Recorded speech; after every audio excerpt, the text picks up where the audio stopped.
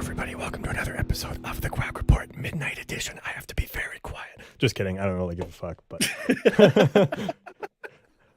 we are recording very late. Yeah, it's literally almost midnight our time here. Yeah, where we are. But we wanted to wait until the end of round one to give full update going into round two here. So obviously it won't be midnight when you guys are listening to this, but for us it is quite late, way past Nate's bedtime. That's for. I mean, up at 7:30, and we're starting the podcast at 20 to midnight. Like that's Yeah. yeah. Doesn't take a mathematician or an accountant to figure out that that's not going to be a lot of sleep. Yeah, luckily, because I am not an accountant whatsoever. You said you did pretty well on that project, though. I did well on the project, but maybe not the class overall. I mean, I still got a C+ in it. I'm still happy with that. Hey, so C's considering like I struggle with accounting, so I'm very happy with the C+. I will gladly take that. All I know, and no offense to my prof, who may or may not listen to this, to be honest, it's not that I don't like accounting. Accounting just doesn't like me. Yeah. There's a reason I hire somebody to do my taxes. Yeah. Let's put it that way.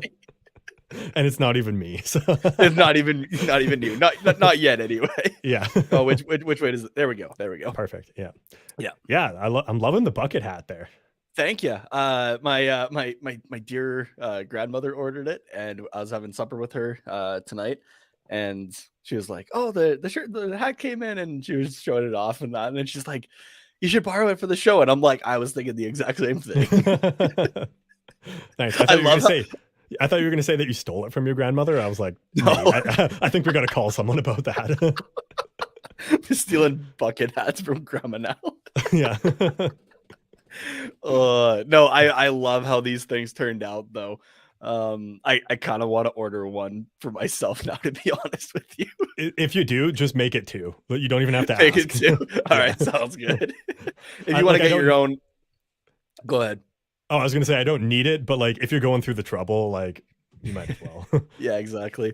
If you want to get your own bucket hats, and you know what, it's coming up in summer. You know what goes well with bucket hats? Some muscle shirts, some good old tanks. If you want to get some of those, you can get some TQR branded ones over at tqrshop.myspreadshop.com.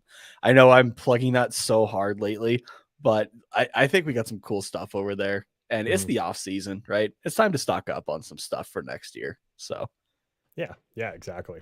And I mean, if you want to wear it to any of these round two matchups, then I mean, go for it. But absolutely, I'm going to apologize in advance. If you can't tell, my voice is a little raw right now. I reffed 3 games yesterday. 2 of them were like U16 midget kind of games, and then today was a junior one. On top of, we're recording this like just maybe a half an hour after the Flames Dallas Stars series ended. So my voice is very much going. It will be gone for tomorrow for work for me after we're done this episode. So yeah, it's going to be gone. It's going to take a day or two to recover. Oh, absolutely. I'll try and take a little bit more of the talking, I guess, for today. But I mean, I know you've probably got some opinions, so oh yeah, I won't get in your way, but yeah. Come on, what's a TQR show without a Nate Thomas opinion, right? Yeah, or 4. Or 4. That's just gonna blow my voice even more, honestly. Yeah.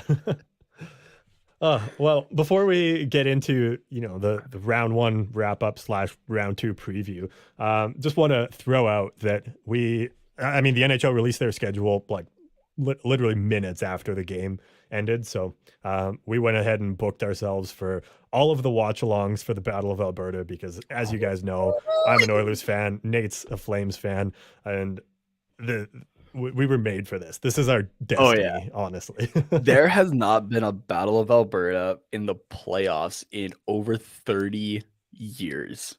Yeah, not even in our lifetime. I am so hyped for this. Yeah, we weren't even sperm at that point. No, we weren't. Like not even close. I mean, I don't know. Like, I have no idea what like the life cycle is for sperm cells, but it's. I can guarantee that it's not like. How old are we? 25. It's not 5 years. So. No, probably not. So yeah, probably not. We were probably barely even a thought. Actually, 30 years ago, that would have been 1982. Yeah. No, 92. No. Yeah, 92. Yeah, 90. Jesus. Oh, God. Okay. So, all right. to, I think we should just move on. Just yeah. 30 years ago is 92. Jesus Christ. Okay. Yeah. So to put that into perspective, my parents were 21 the last time that there was a Battle of Alberta. So there's no way. I wasn't even a thought then. Not even close. But like my parents would have still been in school, like in university, right? So like yeah, not a chance. So it's been a long Not time. even close. Yeah. So yeah. But yeah, we're doing all of them except for game 3 because Nate sucks. That's the only reason. I had prearranged plans, so we'll go with that. Yeah, which is fair. So, and it's also the Sunday of the long weekend, so I mean, yeah, true. Yeah, kind of a weird timing, anyways. But we're gonna be doing at least games 1, 2, and 4, and then hopefully game 5, 6, and 7 as well. Yeah. The only way I would be okay with there not being a game 5, 6, and 7 is if Edmonton gets the brooms out. Oh. I don't even want to say the S word. I'm just going to say gets the brooms out. If the Flames get the brooms out, that's the only way I'm okay with that. Yeah, right. It's already starting. But. Yeah, I mean, like we'll obviously we're gonna get more into it, but I'm saying 6 games. There's on different betting sites, and I believe DraftKings has it. I haven't checked on there yet. But you can bet on just like it doesn't matter like who wins, who loses kind of thing. You can bet on just how many games a series is going to go. I would actually be pretty confident putting some money down on 6 games. Yeah. I mean, I think it's going to be 6 or 7. Like I would be shocked if it was less than 6. Yeah. Either way, I can't see either one of those teams taking the series in like 4-0 or 4-1. Yeah, that would blow my mind. Yeah, I can't see it. But yeah, like you said, we'll get into that in a little bit. If you want to tune into those watch-alongs for good chats and more content from us, you can do that over on the Hockey Podcast Network YouTube channel, THPN. We try and get through all the comments as well. We've met some fans that are just listeners of the podcast, can't make it to the live stream as well. So so feel free to drop by and say hi. A quack goes a long way, and it also helps us kind of subtly plug our show into those watch alongs and get a few more viewers as well that are and listeners that are just looking for more hockey content. It's gonna be super entertaining. So yeah, it's gonna be super entertaining. Hey, Oilers and Flames fans, if you want to hear some Ducks talk, yeah, I've got a few people with like the pop culture thing, like we talk like that's what I try to Marvel movies and. Yeah, that's what I try to push too. So, or just especially in my friend group, I'm just like, if you just want to hear me just sound like a fucking idiot, you don't have to just read my tweets. You can come listen to me. you can listen to the tweets too. Yeah, exactly. So yeah, just wanted to plug that. Like I said, we've had some. I guess over the last couple of games that I've done, it's been since the regular season. You've hopped on any, but the last couple of games, we've had tons of Ducks fans hop in already and just say hi and stick around for a bit. And it's always nice to chat with you guys and also meet some new faces and find out a little bit about our listeners. So it's cool. Yeah. But okay. Well, let's get into a little bit of hockey discussion here. We're actually going to start with a little bit of Duck stuff. So let's jump right into it.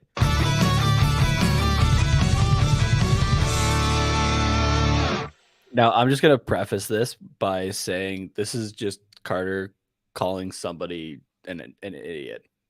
That's essentially what it is. It's not even like it's kind of news, but it's also just Carter calling somebody out. That's all it is. So I'm just gonna let him have this segment. I was gonna just be quiet for honestly probably about 30 seconds. Let's be honest here. There's probably something I want to say, but I'm just gonna leave this to Carter here. So you'll hear more of me when we're talking about the end of the first round and the start of round 2 here. So go ahead. Sounds good. You know what? It's not even so much like calling someone an idiot because I don't really blame them. Like I had to do some research too, and I was like, you know what? This is fucking confusing. Sorry. Yeah, you're not calling them an idiot. You're calling them a fucking idiot. Yes. Yeah. 15 seconds, by the way, for you to jump. I tried. I know. So someone posted on the Anaheim Ducks subreddit that with the elimination of Boston in the playoffs, Anaheim will receive the 20th overall pick in the 2022 NHL entry draft. And I read that and I was like, that just doesn't seem right. Like, there's no way we should know already, because I knew the rules were kind of fucky at first. So, and this the reason I want to call this out is because this post has way too many upvotes for the Anaheim Ducks subreddit. So I'm like, there's way too much misinformation going out there, and we're here to educate people. So we're not here for, maybe like super insightful, deep talk or whatever, but like we're gonna educate some people. So I looked up the rules, and with the draft, it's obviously the first 16 teams are the teams that don't make the playoffs, and everybody kind of knows how that works. It's pretty standard. Where it gets confusing right away is point number 6. So let me read it here. The teams that made the playoffs in the previous season but did not win either their division in the regular season or play in the conference finals, which makes up picks 17 to 24 up to potentially pick 28. So I had to read this a few times just to like make sure I understood it. But basically, if you're eliminated in rounds 1 and 2 and you don't win the division, so you're not Calgary, Colorado, Carolina, and Florida, then if you lose out in round 1 and 2, then it just goes reverse standings order from there. The third point, the teams that won their divisions in the previous season but did not play in the conference finals. So then we get into Calgary, Colorado, Florida, and who am I missing? Carolina. If they don't make it to round 3 conference finals, then the highest they can pick is 25. And then it goes conference final losers, runner-up in the cup finals, and then Stanley Cup winner for the last one. So the beginning and the end of each round kind of makes sense. It's just the middle that's really confusing. So I did the math, and now this was a couple days ago, so my post is kind of useless. But as of that time, the highest that Boston pick would have been 21. So very wrong that it could have been 20th overall. But now that we know everybody that got eliminated in the first round, we can do a little bit more math. And I need a sticky note to keep track of this. So, oh man, we're pulling out the sticky notes here, people. Yeah, so we go reverse standings order for the league. So the 16th place team, or the 17th worst, was Nashville. So they get the 17th pick because they obviously lost a long time ago. Dallas just lost tonight, so they'll end up with 18. 19 will go to LA. 20 will go to Washington. Pittsburgh is out as well. So they will get 21. And now where things will get interesting, because Edmonton would be 22nd if they lost out in round 2, because they didn't win the division, and they wouldn't make the cup or the conference finals if they lost to Calgary. So then they would get 22 because they finished just behind Boston. If Edmonton does make it to the conference finals, so if they beat Calgary, they will get either pick where is the rules here? 29 or 30 if they lose in the conference finals, 31 if they lose the cup finals, and 32 if they win the cup.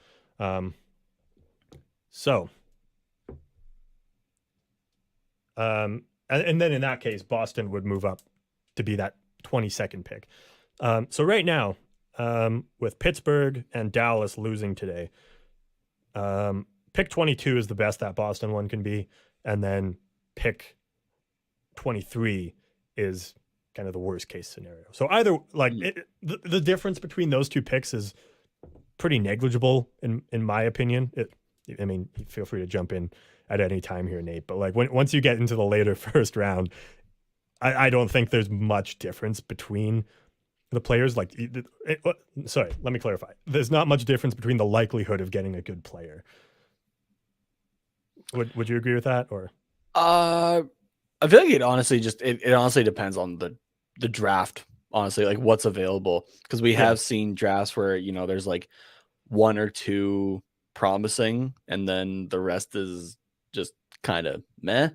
You take a look at something like 2003, where I mean, you were literally picking up gold mines in like the 4th, 5th rounds, right? So I think it really all just kind of depends on the draft. It varies year to year, I feel like. Yeah, that's true. Yeah, I guess what I'm trying to say is like the difference between like the first overall pick and the second overall pick is pretty massive. Oh, gotcha. Okay, yeah. Generally, but the difference between like what is it? Yeah, pick 22 and 23 is less massive. Gotcha. I don't know. That's just in my opinion. Like it I guess kind of depends on like who you want to draft. Like because sometimes teams will like want to move up in the draft to like get certain players, like specific players, right? So if there's a specific player that Anaheim thinks will be useful to the team in the next 2 to 4 years, that they think somebody else might be looking at. Yeah, exactly. And say like that Pittsburgh might be looking at in that 21st spot, or if it ends up being Edmonton gets 22 and Boston is 23.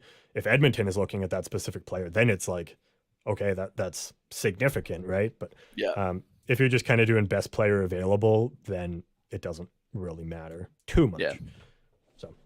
So anyways, that's I just wanted to clear that up, that if anybody saw that post, because I'm guilty of this as well, just seeing a headline on Reddit and upvoting it and being like, perfect, I am now like just a tiny bit smarter than I was like 30 seconds ago.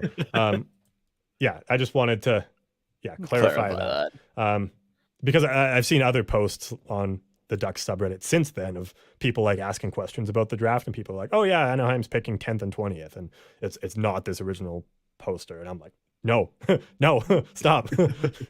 this isn't true. So just wanted to clear that up. If anybody happened to see it and also listens to this podcast, then now you've learned something today, and you can stop listening if you want. Show's done. Yep, that's it. This is where you need that. Like, this is where you need that shooting star. The more you know. Yeah. I don't have a twinkly sound effect on the keyboard, so I don't know. I can go grab my keys and like jingle it in front of the microphone, but that's closest I got. I mean, like I got a thing of markers here. The more you know. No, here, wait. Actually, I got some screws here. No, it still doesn't. Too plasticky. Never mind. We tried.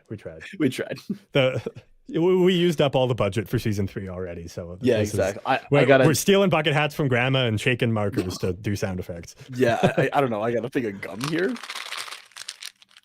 No. Sounds like a maraca. Yeah. I mean, I could like gargle Gatorade. Is this just going to become an ASMR podcast? Pretty much. Yeah, exactly. Yeah, exactly. I feel like we should do an episode that's just ASMR though. Yeah, that'd be interesting. It definitely would be. Yeah. Have you ever listened to ASMR? I've done a little bit. There was who was it? Was it Ben Bishop that did like a hockey ASMR at one point? Sure. I forget, it was some goalie, but he's doing like unrolling hockey tape and like scratching the side of a puck and stuff like that. Yeah, I don't normally listen to ASMR, but gotcha. It is interesting though, for sure. So yeah, my only experience with it was someone did a research project in one of the classes we have to take. And they did like an ASMR audio project. So I mean, it was pretty cool, like to like see the production of it and like a little bit of research behind it. But like, I'm not going to go out of my way to like watch somebody like go like this across 2 microphones and like they're whispering in my ear and like play with hairbrushes and stuff like that. Exactly. It's too close to things. The Anaheim Ducks have the 10th overall pick in the 2022 NHL draft. Let's fucking go. I guess we kind of started the podcast like with a ASMR little bit too. Yeah, I guess you did.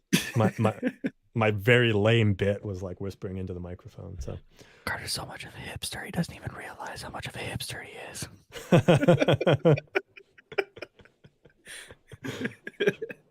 Is that the trend? No, I'm just following it. Oh man. Well, let's let's get into the Stanley Cup playoff discussion before this really goes off the rails, I think. Okay, sounds good. I'm Oh, kidding. I'm done now. I'm done now. okay. Okay. I guess we the only round we've like really talked about and summarized is the Colorado Nashville series. Everything else Nashville is gone. brand new, right? Yeah, you're right. Yep. So, yeah, which is wild. We've had a good stretch of like awesome hockey games here. So, Yeah. Do we want to start east or west? I was just gonna go bottom to top, left to right with the picture you have in Okay. here. So, Sounds good. so yeah, obviously we'll skip over like the Colorado series, but we'll go to St. Louis, Minnesota. I definitely didn't think St. Louis was going to take that one in 6. I thought it was going to be a 7-game series.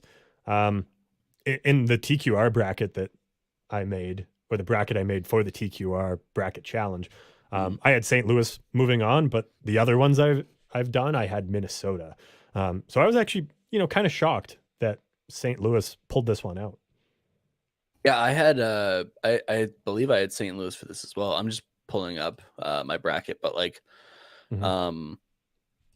yeah, I was wanting Minnesota to win personally. I was kind of laughing because I was Fleury, saying yeah. I was saying how my my Fleury jersey was coming in, and sure enough, the day that it came in was the day that St. Louis won Game 6. Yeah, and then Fleury And didn't so even play. and so I was getting like kind of like just softly like slow cooked, I guess, not roasted, just slow Yeah. cooked on Twitter of like, oh, bad timing. And I'm just like, yeah, but I kind Yeah. of figured it might happen. Yeah. It But would have been worse if yeah, Fleury played that game, but because he didn't, it's like I think that's why you got slow cooker roasted. yeah, Otherwise you a would have little got bit. like absolutely barbecued. Yeah, exactly. Now that like that being said though, and I think I've said that said this on the show, I honestly was surprised. Like, yes, he was playing really well.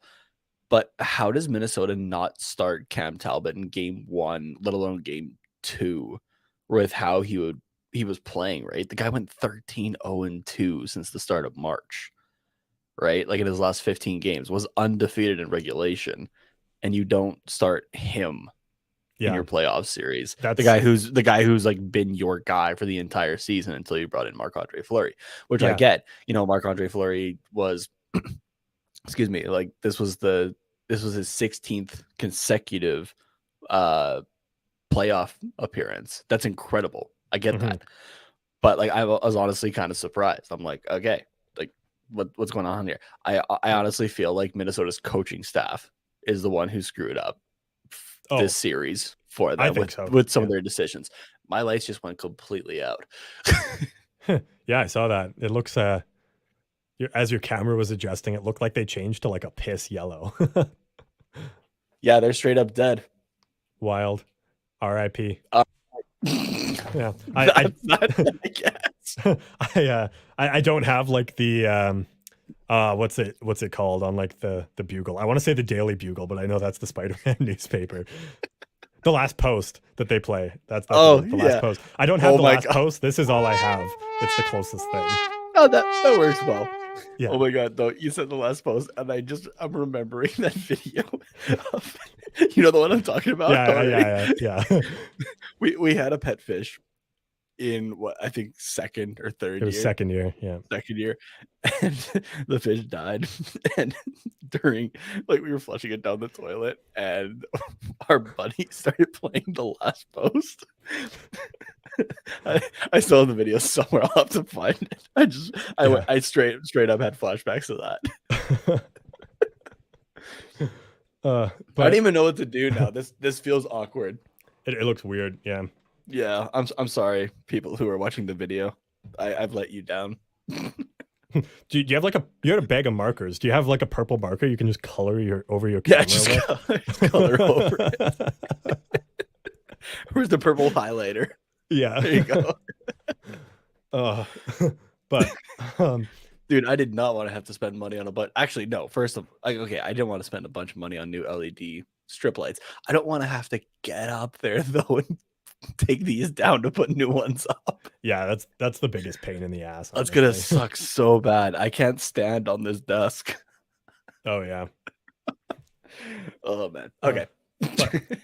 but but yeah, you're right. Like that was a big slap in the dick to Cam Talbot. Like you said, Yeah. 16 consecutive playoff appearances for Fleury is amazing. So like Yeah. why wouldn't you start him game 1? I don't fault them for that, but like it's not like you have a rookie goaltender who played like No. 30 games in his whole career and all of them were this year. Like Talbot's been to the postseason before. He's shown that he can be stellar Oh, the in guy's the a postseason. performer. Absolutely. And he was a Yeah. performer this season, right? Hmm. Like if he like Cam Talbot is a professional, 100%, right? Yeah. But inside he's like, you fucked me over. Yeah. At least I would feel that way. Hmm.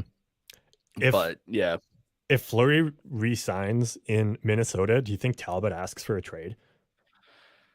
I'm kind of wondering because his wife did put out a tweet on her social media of just like Cam, we're proud of you and like we'll follow you anywhere kind of thing. Yeah. So it's like, Yeah. oh, maybe it's already kind of starting kind of thing. Because I Hmm. think I'll double check this, but I believe Cam Talbot has one more year left on his contract with Minnesota, if I'm not mistaken. Yeah, that I don't know. But Yes, yeah, he has one more year at 3.6 million. okay. So Yeah. yeah. Yeah, as much as I would love for him to come back to Edmonton, I could actually really see a good fit in Calgary backing up Jacob Markstrom. Like I know you guys have I Vladar, but like that I don't know if Markstrom goes down, I think Talbot would be a better um replacement than Vladar. see, and I went down the train of there's been a lot of speculation about John Gibson in Anaheim. Is that That's maybe true a too. short-term fix, right? Hmm. Stolarz Talbot tandem. Then the next year you bring in Dostal. Yeah, Just an idea. Just an idea. that's true too. Yeah. It's not based on anything. It's purely just out of my own brain. So Yeah. Yeah. No, that's fair. That's a good choice. Actually, I didn't even considering we're a Ducks podcast, it like didn't even cross my mind. So yeah. yeah. But yeah, now that sets up a Colorado St. Louis second round. Um, at least in my bracket, I have actually I think in all the brackets I did, I have Colorado taking round 2. It's so hard to count them out. Yeah, I have Colorado taking out yeah, they're taking round 2 as well. So Mhm. or actually, oh no, sorry. In this I had it as Colorado Minnesota for the TQR one and I had Minnesota winning actually. Oh, okay. Interesting. Yeah, for the TQR, I had Colorado St. Louis, and I have Colorado over them. So it's like in my mind, this seems like a no-brainer, but then from the games I watched of Minnesota St. Louis, I was like, oh, holy shit, like St. Louis is actually like a really solid playoff team. Like they play really well defensively, they have a hot goalie, and they have like just enough offense to, actually score goals and survive in Mm-hmm. the playoffs. So like, but I don't know. I just like Colorado just fucking tears through everybody's defense. It doesn't matter who you Yeah. are. So like I could easily like I don't think St. Louis has a good enough defense to stop the like literal bulldozer of Colorado's offense. Yeah, I don't think so either, but we'll have to see. This is where I wish we still had the 1 to 8 seeding rather than like the wild card division kind of thing, right? Cuz like Mhm. I don't feel for Colorado, but at the same time, it doesn't feel fair to me that it's like yeah, you swept the first round where like yes, you played a lesser opponent, but now you have to play St. Louis, right? Yeah. Like it should be, I guess at this point, it's If what it was one if and they were two in the Pacific Division and 1 and 3 for the Central, if I'm yeah, remembering that correctly. out of those 4 teams though, Edmonton would be the 4th seed out of those Yeah, ones. so So yeah. it would assuming that the same teams moved on. And I don't know what like the matchups would even be, so I don't even know if it would be possible. But if these were the 4 teams, it would be Colorado, Edmonton, and then Calgary, St. Louis. And Yeah, and I think that's honestly how it should be, in my opinion. I think the yeah, 1 to 8 just makes more sense in general, and Yeah. it's more. It makes the work that you did throughout the 82 game regular season even more worth it, Yeah. right?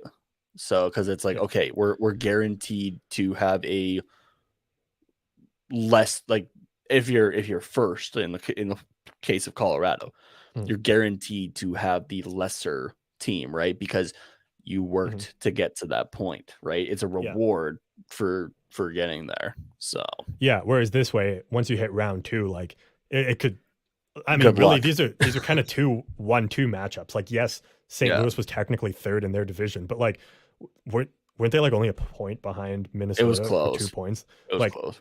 and like they're the second. Actually, did St. Louis have a better season than Calgary? That I don't know No, for they sure. didn't. It went Colorado, Minnesota, Calgary, and it was Minnesota over Calgary after that last game between the two of Okay, them in the last week of the year. And my LED lights just came back on. wild. I might have to just replace them anyway. Yeah, but yeah, I mean, the one credit I will give to the current playoff matchup is the amount of game sevens and like the how close all the matchups are. Like this was a Yeah, but fun first round. Like usually in the first round, I'm just kind of like, okay, I'll watch like the team that I've kind of picked to win, and I'll throw them on and win. Or if there's like a yeah. Canadian team that's not Calgary, then I'll like follow that series. But I was like actually invested in um all these series except for Colorado and Mhm. Nashville because I knew how that one was going to go. But like Yeah. I think I watched at least a game of all of these series. Most of them probably two. Mhm. So it made for really exciting first round hockey, and then here we go with round two. Yeah. Like these are also exciting matchups. So that's the one credit I will give to it.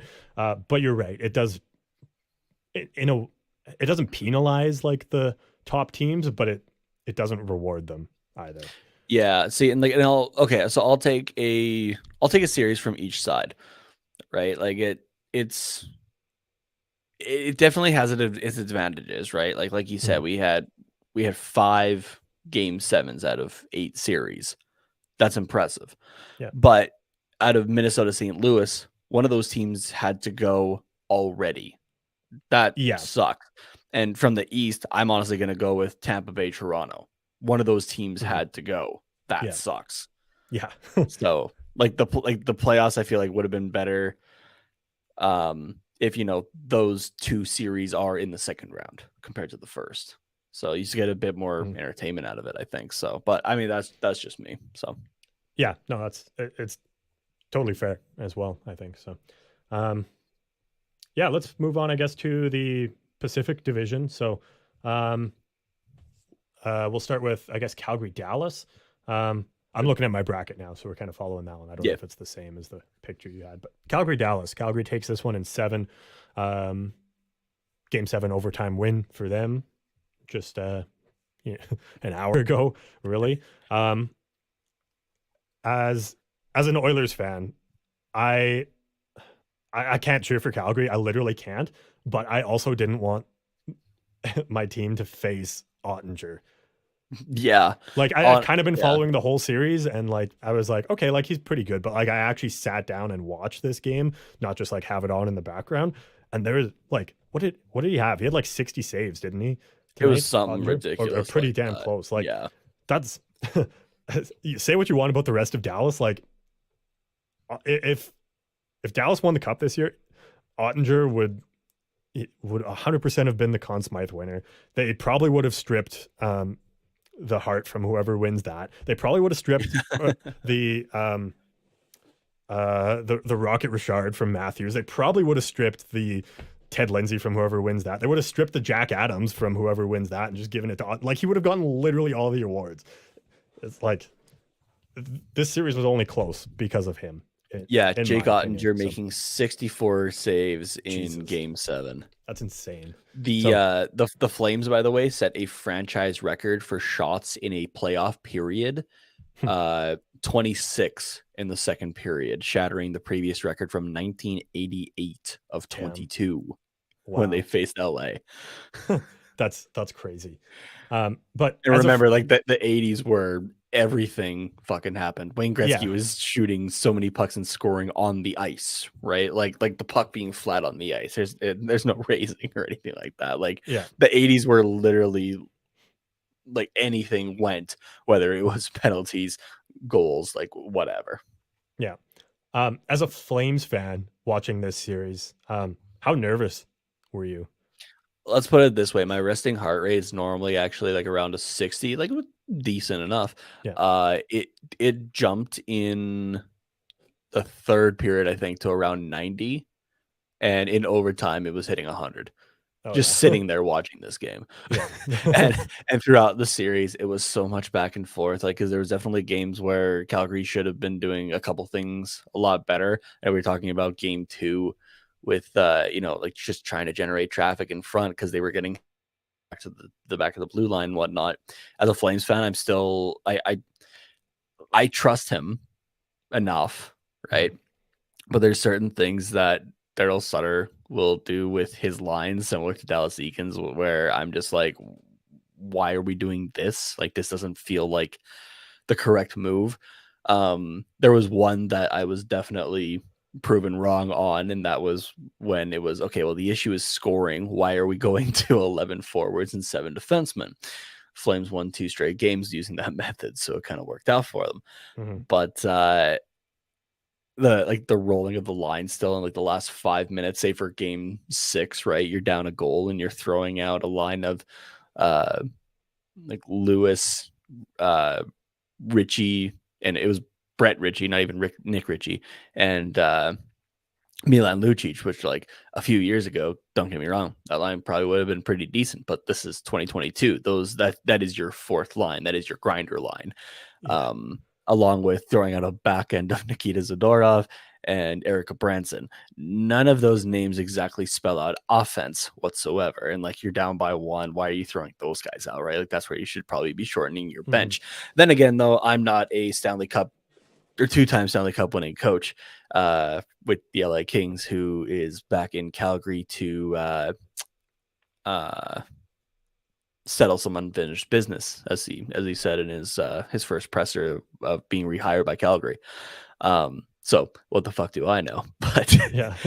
it definitely made it nerve-wracking for sure. So especially because this team has let down its fans quite a few times. This is the first time that Calgary will advance to the second round since 2015. For perspective for you and I, Carter, we were in grade 12 at that time, just finishing up, and I went to game 3 in Calgary against Vancouver there, where the top line was Johnny Gaudreau. Okay, that hasn't changed. Sean Monahan, that's changed a little bit, and Michael Furland as a rookie. Yeah. Like, just to put that in perspective, and like Yuri Yeah. Hudler was one of the top scorers, and the goaltending tandem for the Calgary Flames was Kari Ramo and a name that many Anaheim Ducks fans will be very familiar with, in Jonas Hiller. So it was definitely a completely different time. Like, it was 7 years ago. So Flames fans, I can say, are definitely very excited. Part of the reason why my voice is going. So Yeah. Yeah, totally fair. I Yeah. at least gave my landlord heads up Oh today. yeah. We were like, my girlfriend and I were talking outside with her, and we were like just about to head off, and I turned and I was like, oh, by the way, if you hear a bunch of yelling and screaming in that tonight, I promise it's not domestic abuse or us in a fight or anything like that. It's just me yelling at my TV because Yeah. it's game 7. So she's like, Yeah. yep, all right, sounds good. Yeah. Just everyone understands now. Yeah, exactly. Yeah. Before we get into more Calgary talk, but in round 2 perspective, I want to talk about my Edmonton Oilers beating the LA Kings, also in 7. I just want to say that I got this series exactly right. I had Edmonton winning in 7 in the Nice. TQR bracket. So yeah, actually with both of these, I had Calgary in 6 and Edmonton in 6, and I had the team just not in 6, obviously. So yeah, I had Calgary in 6 as well. So oh yeah, so yeah, I mean, hell of a showing by Connor McDavid in game 6 and 7. Oh yeah, Holy shit. Like guy came out to play. Yeah, Singh, the guy that was the commenter, Hunter Ryan saying, yeah. Yeah, like he said, how did he put it? He said the Connor McDavid experience. Really though, it honestly is. Like I haven't seen it in the playoffs yet in person, but I've seen it a couple times now in the regular season. It honestly is the Connor McDavid experience. I have no issue with that, with like that saying or whatnot. Like it 100% is. You just go to any Oilers game that McDavid's playing, you're gonna experience that. So. Yeah, exactly. And honestly, remove the situation of like these are 2 elimination games in round 1, and if you lose, like who knows what this team is going to look like. Yeah. You remove like the whole situation, just how he played.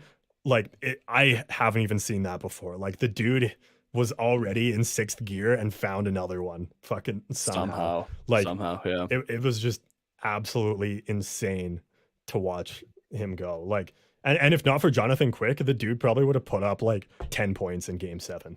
Like, if not for Jonathan Quick, this series could have been done in 5, probably 4, honestly. Like, well, no, I'll give the Kings one game that they played that wasn't just Jonathan Quick. Like it was really good. And I mean, also to tie this back into the Ducks a little bit, like look out for LA in a few years. That team plays with structure. Like all NHL teams have a structure that they follow, but like the LA Kings, Todd McClellan says what's going to happen, and then the LA Kings say yes sir, and they execute it to a fucking T. Yeah, it's the insane. The LA Kings and Todd McClellan especially. Like Todd McClellan will take a team and tell them to jump, and the team will say how high. 100%. Yeah, exactly. It doesn't matter what roster he has. So, which is I mean, if you have Todd McClellan as your head coach, you're probably going to do all right. So, yeah. So, game plan for next season for the Ducks.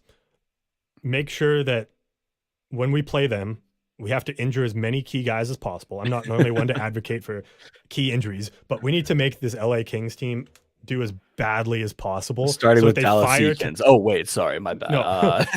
No, the Kings need to do as badly as possible, so they fire Todd McClellan. We don't renew Dallas Eakins' contract, and we hire Todd McClellan. Yeah. And then we ascend to the Stanley Cup final. He'll have wearing the mighty duck. Yeah, that's perfection right there. Yeah. Actually, if he coaches the Ducks, he'll have coached every team in California. Yeah, right. Oh yeah, because he coached San Jose as well. Yeah. Yeah, you're right. So that's crazy. And that'd be 4 of 8 Pacific Division teams. Yeah. That'd be impressive, honestly.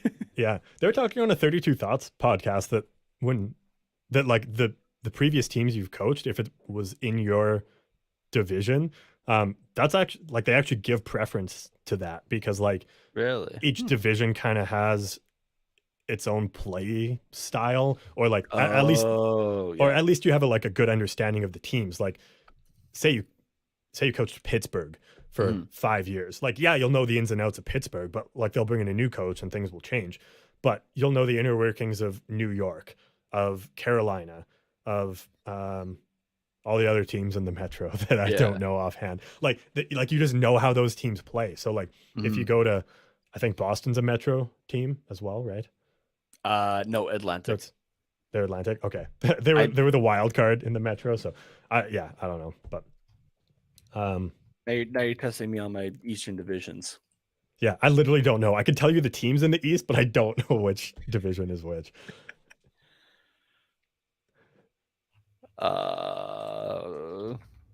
And because it's so fucky, because Florida and Canada are in the same division, but then everything in between is like a separate division. So it's so weird. But I search Boston Bruins division on Google, and it gives me the East division, assuming that it hasn't been updated since the COVID season. Yeah, yeah, right.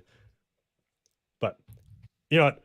Either way, like if you coached Pittsburgh, sorry, yes, Boston is in the Atlantic. Yeah. Okay. Oh, they're in the Atlantic. Okay. So yeah, you coached Pittsburgh, you get fired. The Rangers might bring you in because not only do you know Pittsburgh, but you also know Carolina, another Metro team. So so it kind of makes sense that Todd McClellan's just bounced around the Pacific Division because, like, yeah, even though he,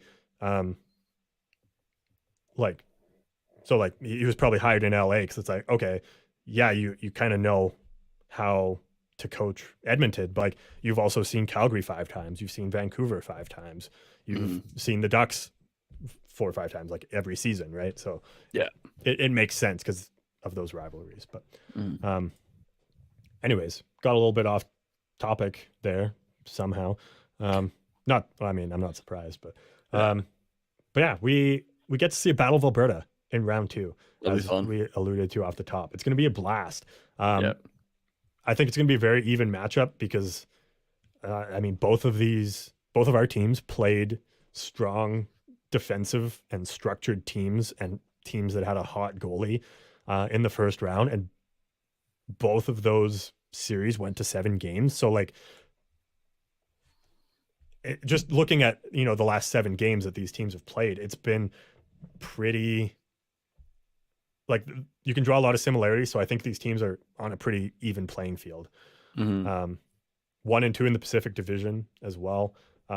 Personally, the only thing that scares me is since bringing in Woodcroft, we haven't beat the Flames, and I think we've played you guys twice. And I know regular season's a different beast, but that gives me a little cause for concern just personally. But otherwise, I think it's going to be a very exciting series. You said 6 games. I think 7 games. I just can't see, say Edmonton goes down 3-2 in the series at one point. I just can't see Connor McDavid letting the team lose at home for game 6. Like there's no way. Like, Yeah. So for that reason, I think it's going to be game 7, and then of course it's anybody's choice. But so yeah, I don't know. What do you have to say about this series? Because obviously we both have a lot of thoughts and opinions. Yeah, no, we're definitely going to be in for a long road here, for sure. Almost taking the 2 weeks, I think. I'm just kind of like thinking about like the structure of the 2 teams and that sort of thing. Really quickly as well, actually, before even that, for the Oilers Kings series, Jay Woodcroft, right? Yeah, Is his first name? Okay. Yeah. I'm actually just going to shout him out quick for starting off his press conference after beating LA by shouting out Dustin Brown to start and congratulating him on his career. Because that was Dustin Brown's last game. So yeah, that's right. Yeah. Another legend from he was the 2003 draft, I believe, as well. Yep. Yeah, he was. Another 2003 down. So there's only a few remaining. I was kind of thinking about like the structure of these 2 teams. Obviously, I feel like Edmonton has the upfront offense for sure. Yeah. But I feel like Calgary at the same time is a little bit more depth to their offense. Okay, and I'm going to preface this, I guess, already by again, I can be non-biased. I can look at this all objectively, so I am trying my best to look at this objectively. Oh yeah, for sure. Calgary is a little hurt right now on defense. If Chris Tanev is able to come back, that definitely shores up their defense, and that looks a lot stronger to me than Edmonton's. Oh yeah. Goaltending is going to be the thing, because with Jacob Markstrom, I feel like you know what you're getting, right? And that's solid goaltending. The guy put up 9 shutouts this year, right? The guy, I think it was 35, 36 wins on the season. Like, you know, you're getting a quality goaltender out of him. Yeah. Mike Smith. Sorry, I just want to jump in there as well. Like, even though he was the second best goalie in that series, like any other matchup, if Calgary played any other team in the playoffs, he's the best goaltender in that series. Like, he was phenomenal, but Jake Ottinger was like literally fucking way up here. So ridiculous. We kind of saw Markstrom had a good series, is what I'm trying to say. Yeah. For Mike Smith though, and like we saw it in the Kings and Oilers series, it varies honestly from night to night. You don't know what you're gonna get. So, which I don't know if that's that. I feel like that should terrify Oilers fans. He definitely was a bit he was like he had more better games than he did not great ones, right? Yeah. But yeah, I don't know. I feel like you just don't know what you're gonna get from Mike Smith Yeah. sometimes. So As it's just questionable. It's not even like, oh yeah, this is gonna be better. It's okay if Mike Smith is playing like on his god level kind of thing. Mhm. I feel like it's gonna be like Ottinger and Markstrom, right? It's gonna be Yeah. pretty even. It's gonna be a good goalie battle. Now, if Mike Smith just decides one night, yeah, this isn't it, right? It's gonna be very lopsided, I feel like. So Yeah. The one thing I will say to that though is in April, so the end of the regular season, Mike Smith was 9-0 mhm, in all of April. yeah. In this series, he I'd say that his worst game was game 4. I think the 4-0 loss. I think it was game 4. Yeah. Okay. Yes, because it was after the 8-2 win. So yes, Mm, game 4, 4-0 loss, I think was his worst game. But it was the team's worst game as well. It's difficult for me to place any of the blame on him for those ones. yeah. And then he had 2 shutouts this Mhm, series as well. One of them being in game 7, and mhm, he's 40 years old. I'd say, yeah, I'd honestly say Mike Smith was our second best player in this series, mhm. seconded only by Connor McDavid. Um, so and I mean, you saw it in Calgary as well. I think that was 2019 against Colorado that you guys had Mike Smith, Yeah, right? correct. From what I remember of that, and please correct me if I'm wrong and if you feel differently, but from what I saw of that series, Mike Smith was the only guy, if well, one of, but if not the only guy to show up in that series Oh, after game 1, which after Calgary game won one. Yeah, 100%. Yes, you are correct. The yeah, rest of the Calgary Flames that year just kind of retreated, unfortunately. So, yeah. So yeah. playoff Mike Smith is totally different from the streaky Mike Smith you get for the regular season and that we've seen for the last basically 10 years, save this year and the year that he was in Calgary. And it Mhm. did he? I can't remember if he played last season with Edmonton in the playoffs. I honestly don't remember if it was him or Crosby. I feel like it was Smith, but Winnipeg, yeah, Smith. it was him. Okay, Yeah. but yeah, like you haven't really seen a ton of him. Like not you, but like everybody Just in hasn't seen a ton general, of yeah. playoff Mike Smith. So yeah, I think I have full faith in him. Even if he comes out and just like shits the bed in game 1, I would still start him game 2 Mhm. because he's I feel so cheesy saying this, but he's a battler. Like Yeah, it's no, I mean, yeah, you're not wrong on that. So, yeah, yeah, and but don't get me wrong, it's not me mm, doubting Mike Smith or that kind no, of thing, yeah, right? Just like I said, if he wants to be on it, he will be on it, and it's going to be a yeah, great battle. If he decides that he's not going to be, though, mhm. uh, get your gloves and mask on, Koskinen. So, Yeah. yeah, You're right Mike though in Smith. terms of sorry, go ahead. Oh, I was just I gonna was gonna say, change topics. yeah, I was gonna say Mike Smith in the 7 games against the LA Kings, a 938 save percentage, 229 goals against in 419 minutes. And I'm also just pulling up, if I can, his expected goals against, because I like to look at that number. Yeah. It's definitely not Ottinger and Markstrom level, but I know it's been decent enough. I mean, Oh, obviously, gee, because actually, no, it's even more so. oh, is it really? Which those 3 round out the top 3. Oh, actually, okay. Goal save above expected at third spot is Jacob Markstrom with a 4.1, Jake Ottinger with a 7.3, Mike Smith with a 10.4. With a 10.4? 10.4 goal save above expected. Jesus. Mike Smith was the 10.4 or Jake Ottinger? Mike Smith.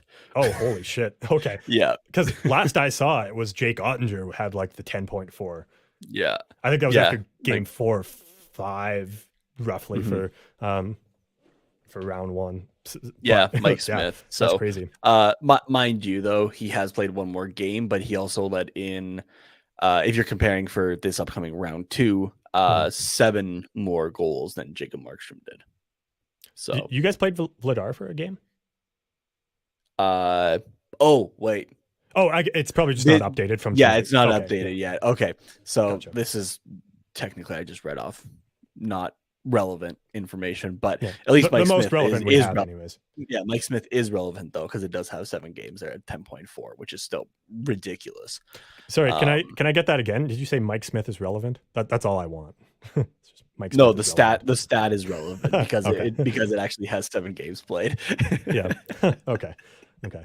Um, my last question. Oh, actually, sorry, I was going to bounce off what you were saying about the offense for Calgary earlier. I will say you're right; they are deeper offensively. And I think if Edmonton is going to win this series, they kind of have to play like Dallas. They have to play like okay, let's get ahead by a goal or two, and like in the regular season, they're like, okay, let's just like run up the score as much as we can. Like best defense is a good offense, but Mhm. against LA, they kind of had to be like, okay, let's score a goal or two, get ahead, and then honestly just kind of play keep away, like Yeah. that kind of defense, like just lock down, don't give up any chances, just be safe, Mhm. kind of thing. And I think that is how they have to play against Calgary as well, because what was the score in the last meeting between these teams? It was like 9-5 or something like that. Yeah, I believe that was the 9-5 game. So like You're right. that, you can't give up 9 goals. No. Like you just can't. No. I mean, even 5 is a lot. I would Yeah, say, 100%. in defense of my team, but yeah, you just can't give up 9 goals. So like you have to be better defensively. And credit to, I was going to say Josh Manson, but that's the Ducks player. Something Manson, the assistant, like defensive assistant coach that came with Jay Woodcroft. Mhm. He has made the Oilers defense play better than the sum of its parts. So like you look on paper at Calgary and Edmonton, yeah, the defense is night and day different. Like on paper, I would take the Calgary defense. Hold on, I got to throw up for a sec. I'm just kidding. You got to what now?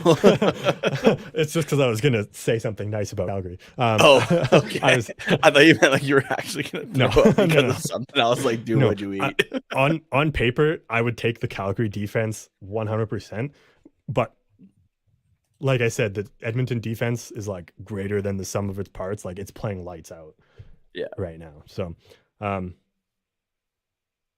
yeah, that's Mhm. just what I wanted to say. It there. was just because I genuinely can't remember. Was it game 4 or game 5 that Darnell Nurse had the headbutt that got him a 2-game suspension? It was game 5 and it was a 1-game suspension, so he just missed game 6. Right. Okay. Oh yeah, right. Because 1 game in the playoffs is the equivalent to 2 to 3 in the regular season. Okay, we're good. Yeah. I couldn't remember. Honestly, the last few days have been everything is mixed up. So yeah, that's fair. But yeah. Do we I don't know. Do we want to take a quick break with our friends from? I have one final question for you, actually. Okay, that's good. Because home ice advantage is such a big thing in the playoffs. Obviously, Calgary has home ice advantage in this series, but because these teams are so close, and even in the regular season, it's like 50-50 in terms of the fans in both arenas. Do you think home ice even matters? Because they'll play the horn in Calgary when Calgary scores and vice versa in Edmonton, but the crowd is going to be pretty much the same volume, I think, after each goal, no matter where you are, like whether you're in Calgary or Edmonton. I think the only benefit for home ice advantage in this series is you get the last change, so you can do the line matchups. I feel like it still will, at least like the in arena atmosphere will definitely still have like a slight advantage for both teams. Mhm. I almost feel like though that the advantage is going to be away from the rink, actually, right? It's you're able to be at home and do your routine that way, right? You're not on the road or that sort of thing as much for Calgary. So I feel like it might be like an at home thing. That would be the reason. So yeah. Do you think that the teams are going to stay in like the city?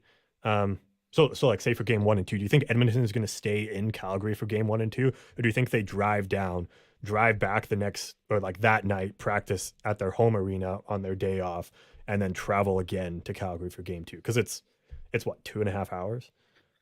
Yeah, 2.5, 3 hours. I understand that they're multi-million-dollar companies, But have you seen gas prices lately?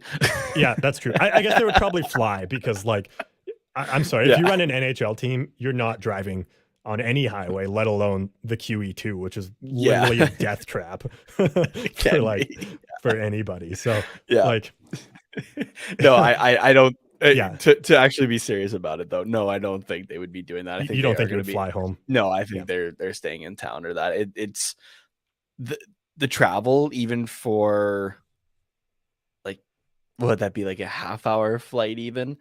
Yeah, probably. Still though, just like it is kind of, and like anybody who like, does a lot of travel for work or that kind of thing understands that like even just the travel alone can be tiring and whatnot. So I think you just try to minimize or mitigate that as much as possible for either team. So, that's fair. Yeah. Okay. So yeah, you're right. There will be the benefit that way. Excuse me, I guess. So yeah, I didn't even think about that, honestly, like the whole being at home thing. Mm-hmm. Oh Jesus, I got the hiccups now. So yeah, I think now's a good time to take a quick break with our friends over at DraftKings. On the other side, we will cover the Eastern Conference matchups, probably to less of an extent than these. Yeah, we did dive a little bit more into Calgary and Edmonton because, like we said, we will be covering that on the THPN watch-alongs. Which be sure to tune in and come say hi and Yeah, exactly. So yeah, we'll throw it over to DraftKings, and on the other side, talk about the Eastern Conference. Hockey fans, the pursuit for the Stanley Cup is on, and DraftKings Sportsbook, an official sports betting partner of the NHL, has an unbelievable offer for the most exciting playoffs in sports. New customers can bet just $5 on any team to win and get $100 in free bets no matter what, win or lose. Looking to turn a small bet into a big payday during playoffs? With DraftKings same-game parlays, you can do just that. Create your own parlay by combining multiple bets, like which team will win, how many goals will be scored, and more. It's your shot at an even bigger payout. DraftKings is safe, secure, and reliable, and best of all, you can deposit and withdraw your cash whenever you want. So, what are you waiting for? Download the DraftKings Sportsbook app now, use the promo code THPN, bet just $5 on any NHL team to win, and get $100 in free bets no matter what. Again, that's code THPN, as in the Hockey Podcast Network, only at DraftKings Sportsbook, an official sports betting partner of the NHL. Minimum age and eligibility restrictions apply. See show notes for details.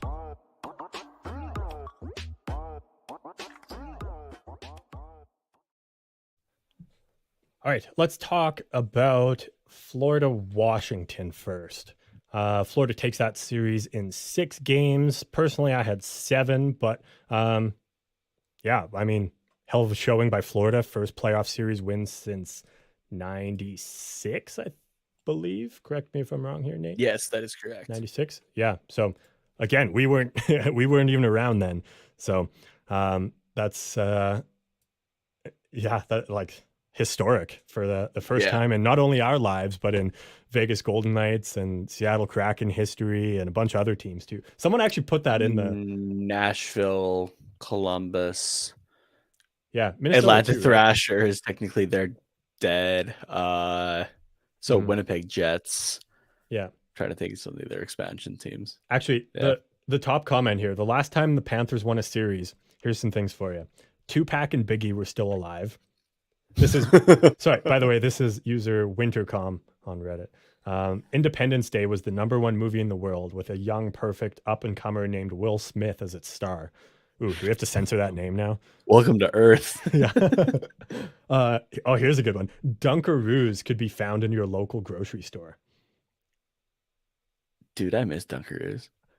It says in brackets here, apparently they're back. It's got to be a States thing. If you guys have Dunkaroos down in the States, I don't care how much it costs. I want you to send up 40 cases to Alberta here. Well, DM us and we'll give you our address because I want Dunkaroos again, man. We can order them on Amazon on Canada, like for Canada. Oh, nice. That's yeah. We might have to do that. No free advertising. No free advertising. Yeah, so Dunkaroos. Goku was fighting Majin Buu in Japanese. I did watch Dragon Ball as a kid, but not enough to remember what that means. The N64 was released. Oh, geez. Yeah. The Spice Girls gave us specific instructions if we wanted to be their lovers. And the House Hippo debuted in Canadian homes. Oh my God, House Hippo. He loves peanut butter toast. Yeah, right. Fuck, like for a commercial about false advertising, that's Dude, golden, man. our That's American golden. listeners right now are so confused about the House Hippo. We're gonna have to do that for a future What's Quacking, because like it just hits 100%. differently. It But does. Yeah. I legit thought it was real until they brought the commercial back 10 years ago, and then as an adult, I was like, "Oh, holy fuck, I'm such an idiot." Yeah, but I mean, like you're just like a little kid, you don't quite understand it. Just to give like a quick recap for our American listeners, it was this commercial by the government of Canada about false advertising, right? So this whole thing is talking about like this house hippo as if it was a real thing, and like it would, like sleep in your shoes and it like to make nests out of your sweaters and enjoyed peanut butter toast. Like, so, but like they made it so real, especially for, like when we were little kids kind of thing. Right.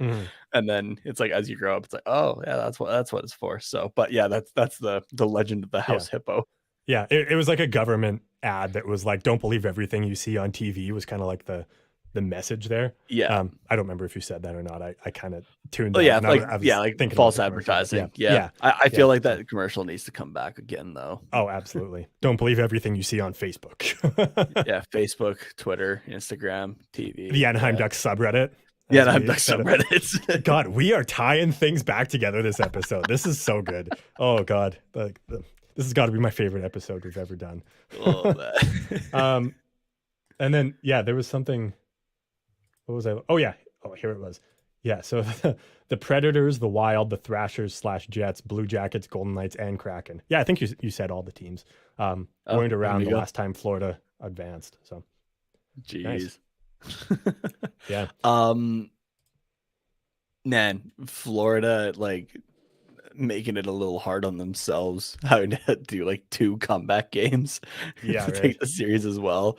Yeah. And oh man, honestly, I watched the tying goal for Washington in game 6 to send it to overtime. I thought that was a high stick.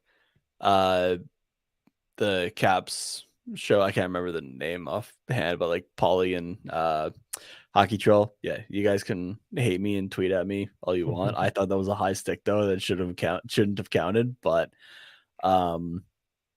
yeah, Florida gets it done in 6 though, as they should. Honestly, I would have been very surprised if Washington had pulled it off and advanced. Yeah, absolutely. So I guess let's move on to. I don't have anything to add really to that, so we'll move on to Toronto, Tampa Bay. Tampa Bay takes it in game 7, but not in like a choking kind of way for the Leafs. Like it was the Leafs could have had this game and this series, honestly.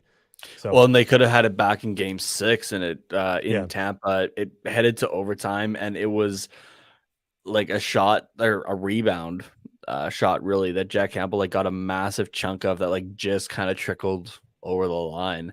And game 7 just didn't really go their way. Obviously a 2-1 win. We were talking about this, I remember, at like the start of the playoffs though, and especially seeing how the series went, I would be honestly extremely surprised if any major core piece was traded, and if any personnel of like Sheldon Keefe, head coach, Kyle Dubas, like any of them were fired. This is the one time, like if any other team in any other circumstance that the Leafs lose to, 100%, there's probably a fire sale going on. But you had a very even series with the 2-time defending Stanley Cup champions. This is honestly like, yes, it's 5 years in a row of first round exits. I get it. But this is the one time where you go, you know what? We stayed toe to toe with them. This is a team that if we were playing literally anybody else, Yeah. like it honestly, like if they were facing the boogeyman of the Boston Bruins, they're not having an issue. They're moving on to the second round to play Tampa or somebody else at that point.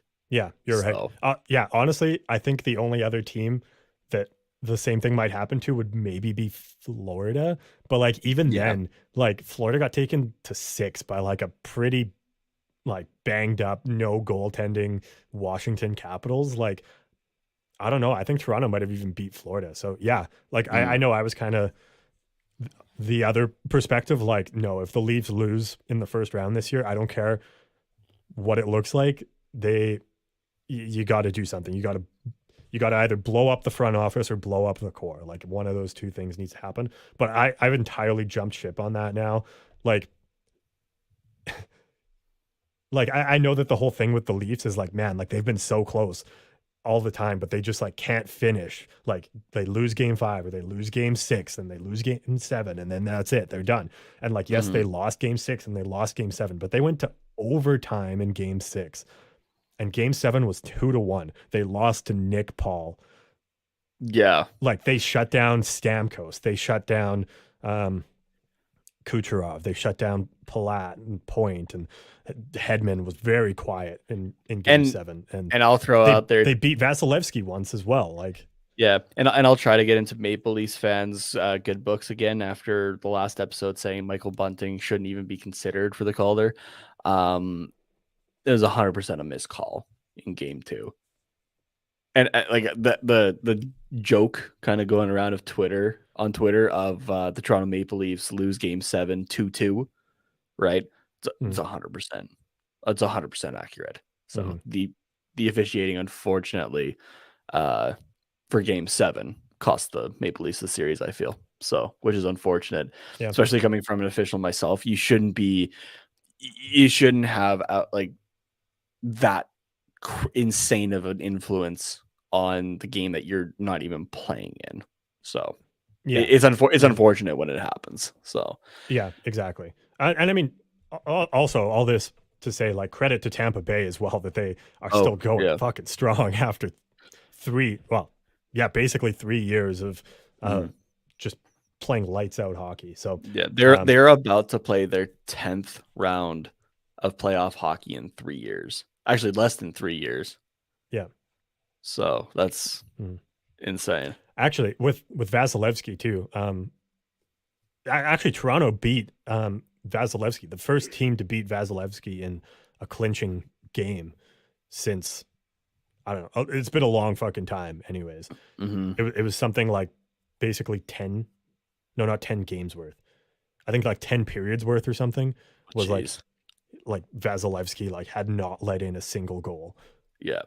And until game 7, I think Toronto was the first team in any of those playoff series. Oh, if I'm remembering this correctly, this is where someone can fact check me and don't believe everything you hear on TQR. I believe the Maple Leafs were the first team until game 7 to score at least 3 goals on Vasilevsky in each game.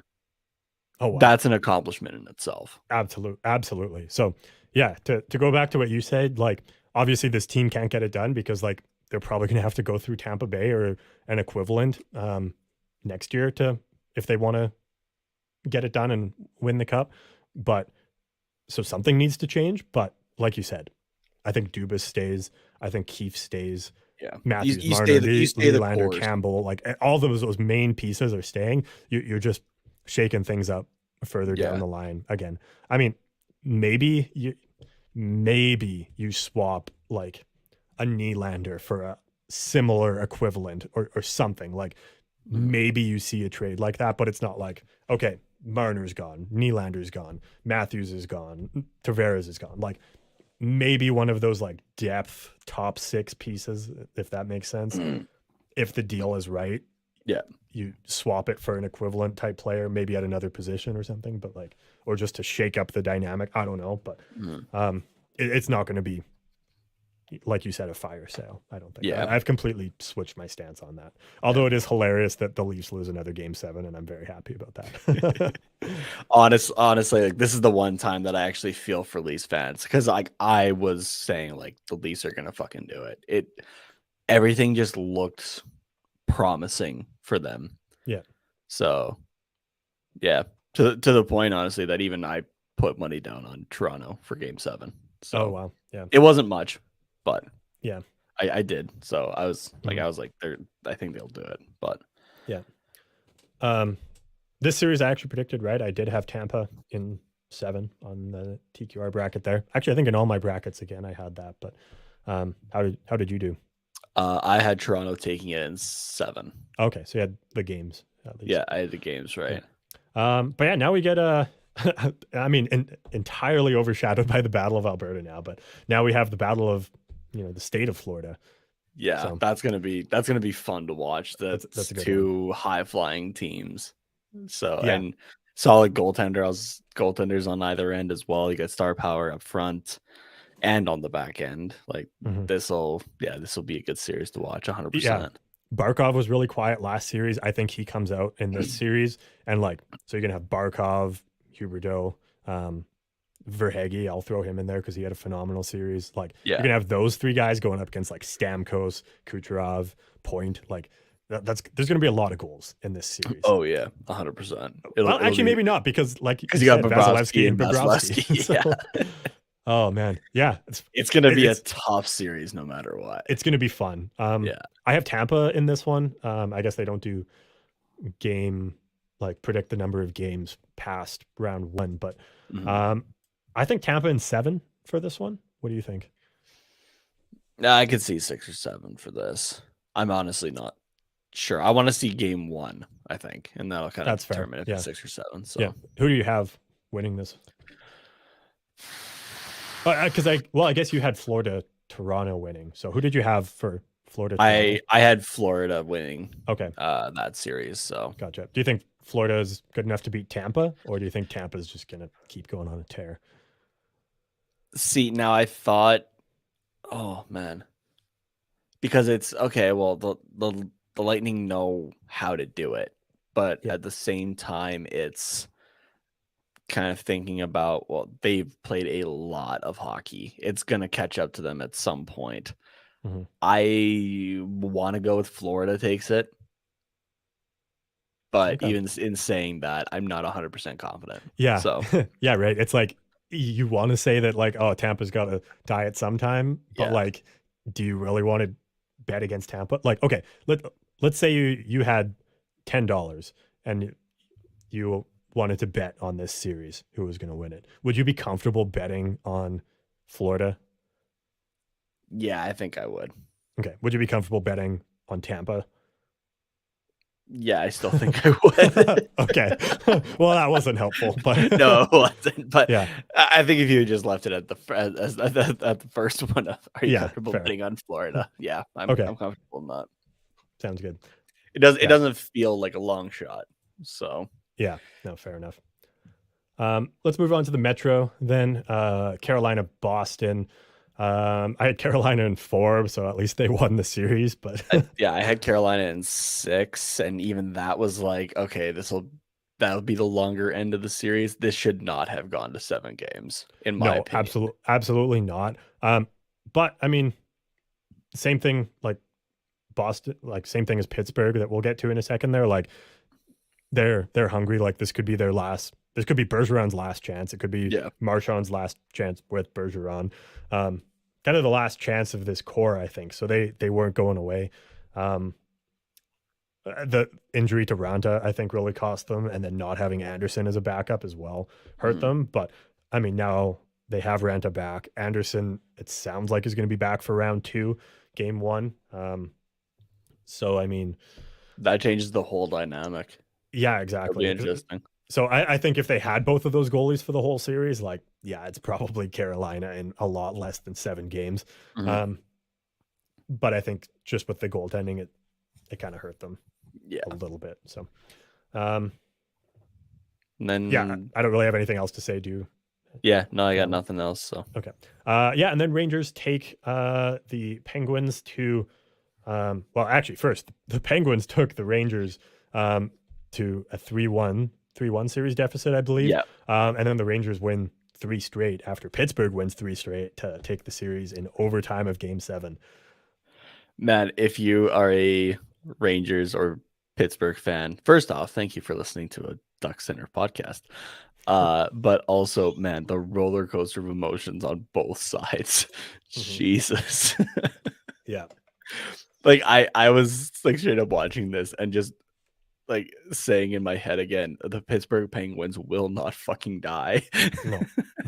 No, but absolutely not. but yeah, New York pulls it out. I had New York in 6, so I Yeah, me wasn't too. too far off. So my conference semifinal there of Carolina and New York was correct. Okay. Same with my Calgary Edmonton one. So it was just one team in the other two, right? Because I had Toronto winning and I had Minnesota winning. Otherwise, right. I went 6 for 8 on the winners. So Nice. Yeah, actually for this bracket, I went 8 for 8. I had Colorado, Ooh, St. attaboy. Louis, Calgary, Edmonton, New York, Carolina, Tampa, and Florida. This was, like I said, I've done 3 different brackets, and so obviously Oh yeah, this is I'm the looking. only one, I'm but looking just at the TQR one. yeah, So my yeah, me too. But I did one with the guys over at Barn Burner as well, and my entire East is already fucked because I had a Calgary Toronto final. So oh, yeah, fair. So yeah, I'm honestly kind of surprised that the Rangers took this series because I mean it's hard to count out Crosby, really, Malkin. okay. Jari's had a good season. Jari was out until Game 7. To be fair, yeah, exactly. But yeah, I don't know. I just thought I felt like New York was going to win it, but like at the same time, I was like, this could easily be Pittsburgh too. But I mean, Crosby was out for a couple games, right? Mm-hmm. And then wasn't Malkin suspended for a couple at the beginning of the series, or was that at the end of the regular season? It was the end of the regular season. Okay, yeah, and then you're right. Jari was out after because he played game. Oh no, actually, he didn't play game 1. DeSmith played game 1, and then Domingue. Yeah, and then Domingue went in the second overtime for that one. Yeah. So honestly, I think if they're fully healthy, they have Jari and DeSmith and Crosby for the whole series. Like. I don't think it's a 7-game series. Honestly, it's it sucks to say, and I mean not to take anything away from the Rangers, but I think Pittsburgh would have won that series if they were fully healthy. Like injuries, in a way, gifted it to the Rangers. So yeah, it definitely helped a little bit, but I mean, you did have also the seemingly kind of collapse of Shesterkin for the first few games. That gave Pittsburgh an opportunity there. Otherwise, I think New York has them by the ropes. So it's kind of a combination, I think, of the two of them. So yeah, no, fair point. Yeah, you're right. So but yeah, so Carolina, New York. I think this is where we're different. If I remember correctly, you had the Rangers winning this matchup in your bracket. Yeah, and I had Carolina. So we'll see who's right. Yeah, it's gonna be close. Again. Oh, it's gonna be a good series no matter what. The only thing I would change about it, and it doesn't even have any effect on the outcome of the games whatsoever. Don't get me wrong, they're great, but Carolina should be wearing their home jerseys, not their alternates. That's just my opinion. Fair enough. Fair enough. Yeah, I think like in the Florida Tampa series, you're gonna have 2 really good goaltenders battling it out, and you're also going to have some really good top lines that I don't think they're as deep offensively, Carolina and New York, but I think I think that they have enough scoring potential that it's going to be interesting to see what happens. Yeah, absolutely, it'll be good. Yeah. Okay, well, actually I wanted to jump back to Colorado, St. Louis. Did we talk about it, who we thought was going to win that one? I think we did. I think we both said Colorado, right? Yeah. Okay. Do you have a number of games for that, though? I'll say 6. Yeah, I think St. Louis is still going to be a challenge for them. So, yeah, and they've always had good battles in the past. So, Yeah, I agree. And then don't think we did games for Carolina Rangers as well. I think that's another, 6 or 7. I don't know. What do you think? I'll go 6. Okay, I'll go 7 just to be different then. So There you go. But so yeah, basically we're predicting more 6 and 7 game series, which is going to be fun. Man, I just see a lot more 6 in all of these. I feel like somebody's going to take an upper hand, whether it's a home ice advantage, or like somebody's going to find something that just gives them those 2 back-to-backs. I feel like or a key injury, like a key piece goes down as well. Because I mean, the first round was a battle for most teams from what I saw. So I think a good chunk of guys are playing with injuries now, and in round 2, it's gonna. I think we're gonna see more guys be like, okay, I need to actually like take a game off now. Yeah. So yeah. So yeah, that's where we stand. That's our thoughts on round 2 and on what happened in round 1. Just in general, do you have any thoughts on the Stanley Cup playoffs so far? They've been a lot of fun. I mean, you're never going to be 100% happy with officiating, but it's still a little varied, unfortunately, kind of depending on what series you're watching. It started out really well, but as it went later on, it started to separate itself from each other. But no, it's been good so far. We got a Battle of Alberta and a Battle of Florida. Those are going to be the 2 series that I'm trying to pay attention to, I feel like. It'll be good. So I'm really excited actually to see how. Obviously, you have to watch these 4 series to see how the conference finals are going to shake up. But like, just seeing the teams that are available here, no matter what combination, you're going to have some damn good conference finals coming up in a couple of weeks. Yeah, and you're going to have good storylines too, like Calgary finally breaking through, or Edmonton finally breaking through, Colorado like potentially, going for the cup this year, St. Louis like kind of another underdog story, Carolina breaking through, the Rangers riding Shesterkin, Tampa Bay a 3-peat, Florida for the first time fucking ever, like actually like making a good push and having a legit chance. So it's not the first time ever. 96 they did go to the finals. But I wasn't born, so nothing before 97 even happened. As far as I'm concerned. Fair enough. Fuck history books, right? Yeah, exactly. Except for the Edmonton Oilers 5 cups, those still count, but everything else. Typical. It's starting already. Yeah, it's it's going to be interesting to see how this podcast looks after a couple weeks. One of us might be either dead or have decided that they want to move on. So. They're taking a break. Yeah. But yeah, no, you're right. Like no matter how it shakes out, like we're going to have some good matchups in the conference finals too, and all these teams are deserving of going on as well. I think. Well, actually, the better team won in 6 out of 8 series. Like the only quote underdogs were St. Louis and Tampa, but you can't really call them underdogs either because they were so close to the teams ahead of them.